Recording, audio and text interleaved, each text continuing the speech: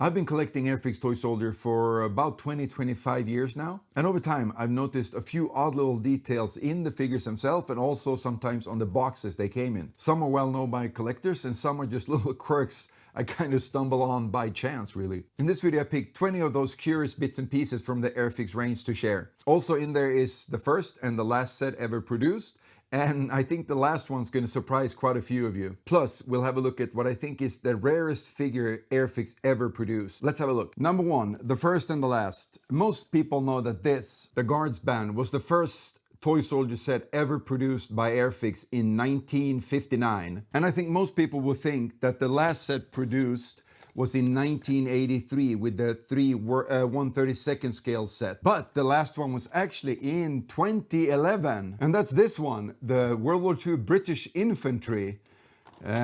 This is produced under the Hornby name, of course, that now owns Airfix. And it's a great little set I think you should pick up if you have the chance, as the quality is really nice on these ones. Number two is the British Commandos, and a bit of a sculpting confusion here. There were two types of sculpts. We started with this one, late 60s, early 70s, the Type 1 sculpt and this type box. We all recognize that one. And then came this one, 1974, 75, something like this, when they changed the box style. New box, and this is the thing to watch out for. It says 40 pieces right here, and that indicates that it's still the Type 1 sculpt, as when you get the later box, this one in 1977, it says 38 pieces. That indicates that as the Type 2 sculpt, but this is a bit of confusion if we want to collect these. Here it says US Airfix, and if you get a US Airfix box, you can also tell that there's actually a few images here of the Type 1 sculpt and the Type 2 officer. This one contains the Type 1 sculpt, not at all the Type 2. It's a bit of a thing to keep track of if you want to collect the Commandos. Number three, British Paras 1/32 scale. The only set that has three types of box art on them. First, in 1969, you had the first brown box, which also had the early sculpt for this set. And then in 1972, you get a new box art here, as you can tell. Get the round badge logo and the Type 2 sculpt. And then in 1973, we get the target boxes, and then again, a new box art. So the only one with three types of box art. So number four is this one, Modern German Infantry. And then you ask yourself, what's wrong with this then? Well, back in 1970, right, there was West Germany and East Germany. So if you just put Modern German Infantry on a box, it's not going to be very correct, because they're actually two separate countries with two separate armies. Number five, again, Modern German Infantry. And the early sculpts for this one curiously actually included a potato masher, which is a distinct World War II German grenade. By this time they had a different grenade, just a regular round or oval shaped grenade. It was corrected in later sets for the proper grenade, and also the box art as well were changed from actually having the potato masher on here as well to just having a regular grenade, modern grenade in it. Number six is this one, NATO Infantry. I'm not sure about you, but growing up in the 70s, I never heard of a NATO infantry. Of course, this is just regular US infantry that for some reason they designated NATO instead. It's kind of funny because the modern Russian infantry wasn't called the Warsaw Pact infantry, but this, yeah. So anyways, that's number six. Number seven, the World War II German submachine gun mystery. This has been highly debated. Everybody pretty much knows about it, but no one knows why. World War II German infantry should of course be an MP40 submachine gun, but this is not. Some suggested that it's some kind of a obscure Hungarian submachine gun.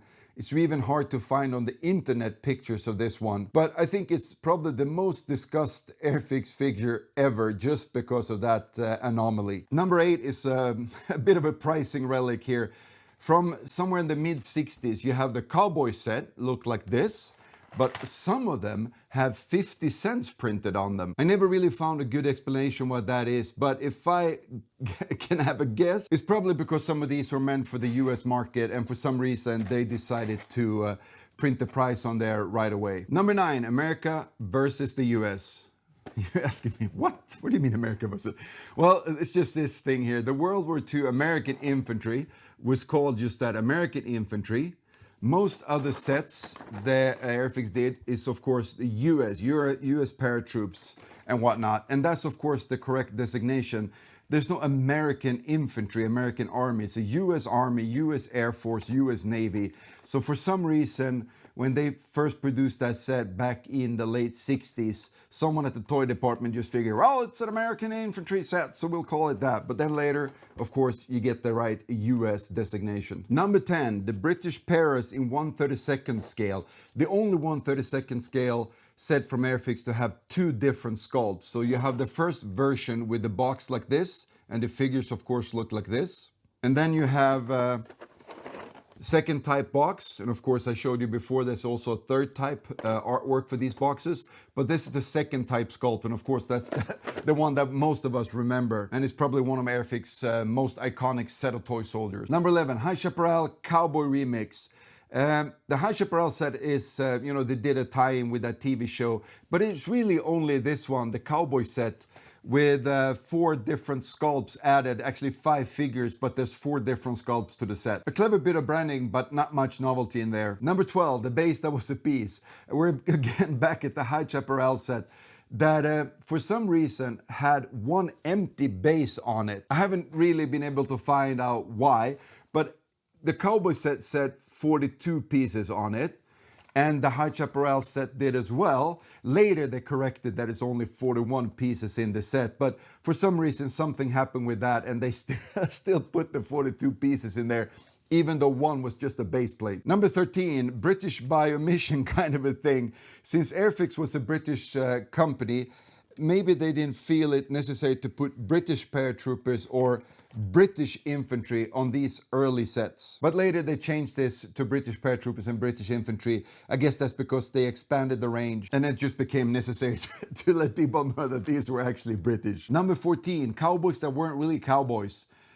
The 1/32nd scale cowboy set from Airfix, I would say there's no single cowboy in this set at all. I mean, sure, maybe cowboys got into gunfights every now and then, but I mean, they were cattle herders, ranchers, and stuff like that, doing just regular work, right? These are more outlaws, gunslingers, and I think there's even a sheriff in this set. So maybe not historically accurate, but it's like a Wild West fantasy, so it's a great set though. Number 15, British Support Group, Box Blunder.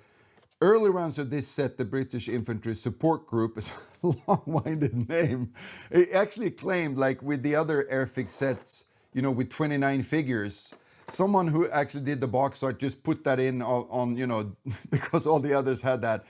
But this set has only 17 figures, so to correct that and not have to print new boxes, they only put a new sticker. So there's actually a sticker on here. And you can find them every now and then when someone peeled that off, and you can see the 29 on there. But like I said, they fixed it in later production runs. Number 16, paratroops or paratroopers. Well, it kind of depends on the box.